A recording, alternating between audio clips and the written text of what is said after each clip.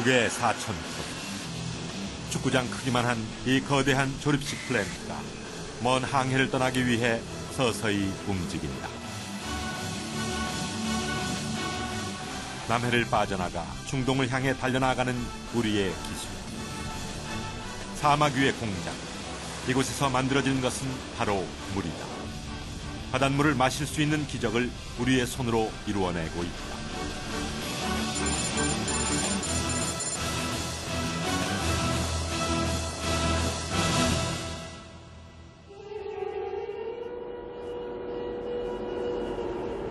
그 옛날 이곳은 바다였다.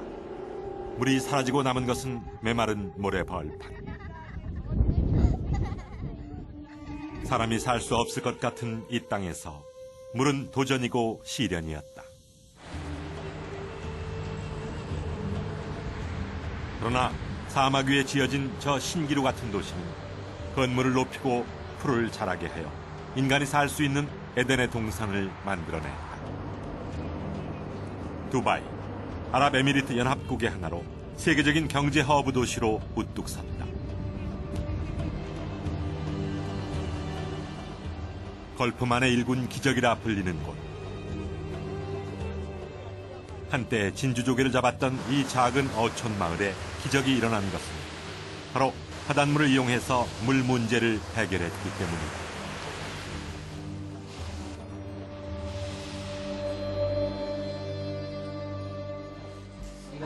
나사르 가족을 만난 건 때마침 가족들이 식탁에 둘러앉은 시간.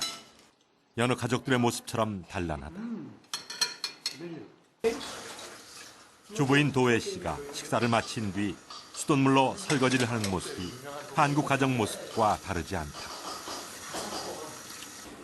If we use ready from the sea without desalination, I think there was some problem in health.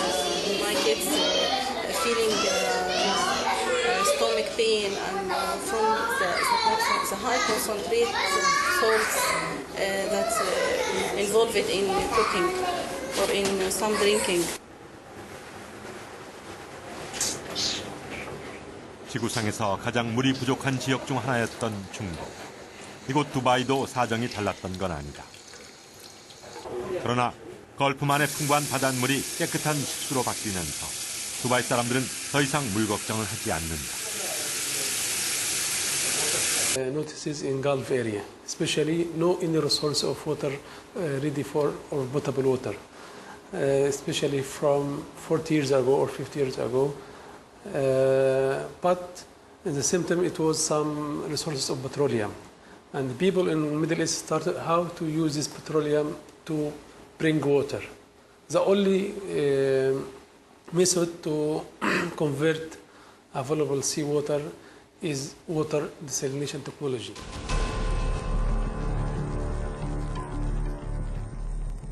새로운 사막의 오아시스로 자리 잡은 해수 담수화 플랜트.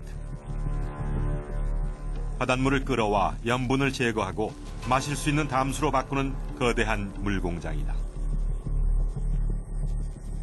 2차 세계대전 당시 군대에 물을 공급하기 위해 개발된 인공해수 담수화 기술은 전쟁 후에도 활발하게 연구됐고 미국과 유럽, 일본이 그 기술력의 우위에 섰다.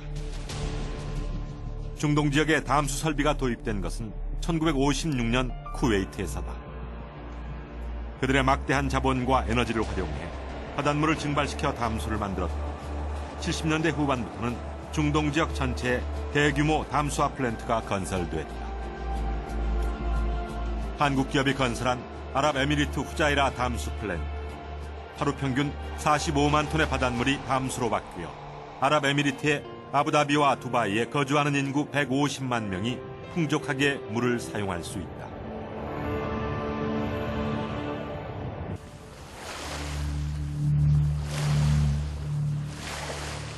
지구에 존재하는 물, 그중에서 97%는 바닷물이다. 거대한 생명이 움튼 곳이지만 인간이 마실 수 없는 영역이었다. 그러나 물이 부족했던 사막민들에게 해수 담수화 설비는 많은 삶의 변화를 안겨주었다. 이곳 두바이 사람들은 바닷물을 끌어들여 담수로 바꾸면서 그들의 갈증을 해결했을 뿐만 아니라 메마른 사막의 땅에 식물을 키워 푸른 두바이로 가꾸어 가게 된 것이다.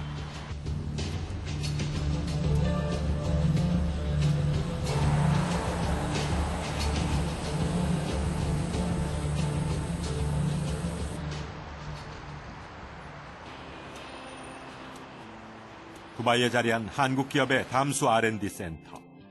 해수 담수화 설비의 절반 이상이 이곳 중동 지역에 위치한 만큼 담수 설비 시장을 빠르게 읽을 수 있는 거점 기지가 되어주고 있다. 기술 개발을 위해 땀 흘리는 30여 명의 연구진들. 해수 담수화 기술 개발이야말로 점점 더 말라가는 지구의 단비가 되어줄 수 있는 해법이라고 그들은 믿고 있다. 세계적으로 물 부족 국가는 갈수록 늘어나고 있습니다. 게다가 그 물 부족 문제를 해결하기 위한 것은 결국 지표수를 가장 효율적으로 사용하는 방법이 첫째고요. 두 번째는 결국 이제 근본적인 해결책으로서 해수담수화라고 생각할 수 있습니다.